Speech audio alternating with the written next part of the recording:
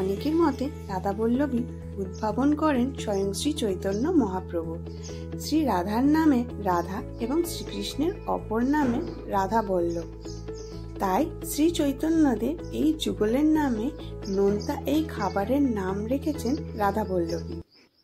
রাধাবল্লভীর শ্রেষ্ঠত্ব যাচাই করতে হলে এই ভাজা রাধাবল্লভী একটি ধার ধরে ঝুলিয়ে নাড়া দিলে ঝরঝর করে সমস্ত ডাল তলার দিকে নেমে যাবে। চলুন তাহলে মায়ের হেসেল থেকে আজকে রাধাবল্লভীর এই রেসিপিটা দেখাই।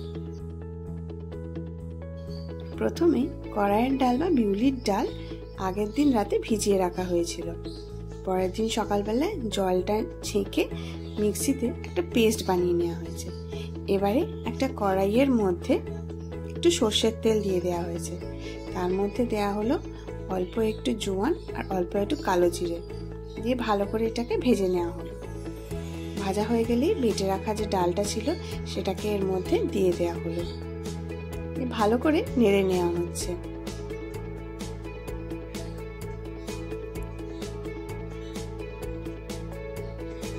এর মধ্যে হাফ টিস্পুন মতন নুন দিয়ে দেওয়া হলো।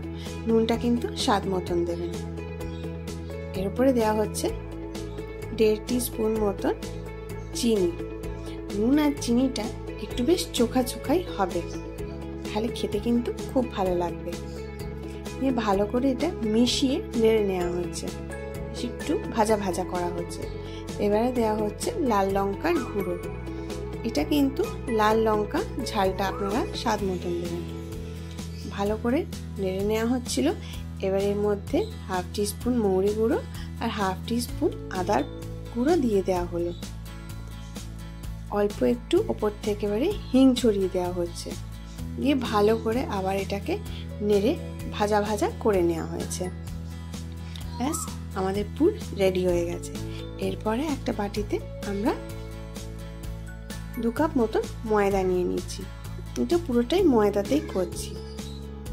এবারে হাফ কাপ মতন আমরা সুজি নিয়ে নিলাম। এর উপরে নুন দিয়ে দেওয়া হচ্ছে। নুনটা আপনারা স্বাদ মতন দেবেন। দেওয়া হচ্ছে কালো জিরে আর অল্প একটু জোয়ান, আর উপর থেকে বেকিং পাউডার দিয়ে দেওয়া হচ্ছে। বেকিং পাউডার না থাকলে না দিলেও অসুবিধে নেই। ভালো করে এবারে একটু তেল দিয়ে দেওয়া হচ্ছে। 2 টেবিল চামচ মতন তেল দিয়ে দেওয়া হলো। দিয়ে ভালো করে নেড়ে নেওয়া হচ্ছে। এরপরে এর মধ্যে অল্প 1 চামচ মতন ঘি দিয়ে দেওয়া হলো, ভালো ঘি, তাহলে গন্ধটা খুব ভালো আসবে। ভালো করে এটাকে জল দিয়ে মেখে নেওয়া হচ্ছে। মাখাটা একটু দেখুন নরম নরমই হয়েছে। একটু ভালো করে ঠেসে নেওয়া হয়েছে। ঠেসে নিয়ে এবারে খানিকক্ষণের জন্য চাপা দিয়ে রেখে দেওয়া হয়েছিল 10 মিনিটের মতন। দিয়ে আবার একটু তেল দিয়ে ভালো করে ঠেসে নেওয়া হচ্ছে এটাকে। ব্যাস, এবারে ঠাসা হয়ে গেলেই লেচি কেটে নেওয়া হচ্ছে। লেচিগুলো একটু বড় বড় হবে। সাধারণত আমাদের লুচির যে সাইজ হয় ওর থেকে এটা কিন্তু একটু বড়ই হয় সাইজে, তাই লেচি কেটে নেওয়া হয়েছে একটু বড় বড় সাইজ করে।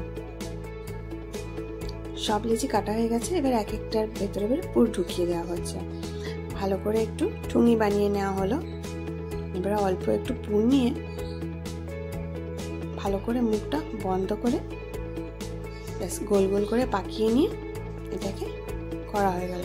আরেকটাও সেইভাবেই করে নেওয়া হচ্ছে। ঠুঙি বানিয়ে নেওয়া হলো। এভাবে পুরটাকে অল্প একটু নিয়ে ঢুকিয়ে দেওয়া হলো।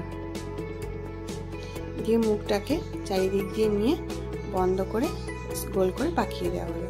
সব কটা হয়ে গেছে। এবার ওপর থেকে একটু তেল দিয়ে দেওয়া হয়েছে। এবারে চাটুতে একটু তেল দিয়ে এবারে বেলে নেওয়া হচ্ছে। গোল গোল করে হালকা হাতে কিন্তু এটা বেলা হচ্ছে, নাহলে কিন্তু পুর বেরিয়ে যাবে। এবারে সবকটা বেলা হয়ে গেলে কড়ার মধ্যে ঘি নিয়ে নেওয়া হচ্ছে। ঘিটা গরম হয়ে গেছে। এরপরে এক এক করে রাধাবল্লভীগুলোকে ছেড়ে দেওয়া হয়েছে।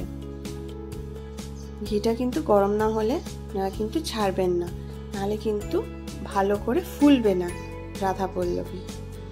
দেখুন ঘিটা ভালো ছিল, গরম ছিল বলে তাই আস্তে আস্তে ফুলে আসছে। এটা একটু টাইম নেবে ভাজতে, কারণ এটা মোটা মোটা হয় তো, তাই একটু টাইম নিয়ে আপনারা ভাজবেন। কিন্তু হালকা হালকা করে ভেজে নেওয়া হচ্ছে এগুলোকে। এপিঠ ওপিঠ দুপিঠই বেশ হালকা হালকা লাল লাল করে ভাজা হচ্ছে।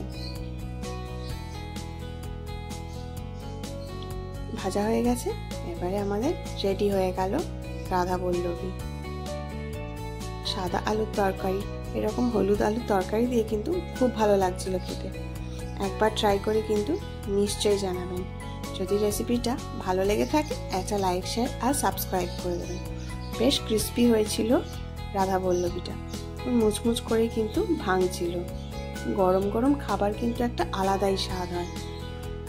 পয়লা বৈশাখে কোনো গেস্ট আসলে বানিয়ে একবার ট্রাই করবেন। আবার একটা নতুন ভিডিও নিয়ে আসছি। ভালো থাকবেন, নমস্কার।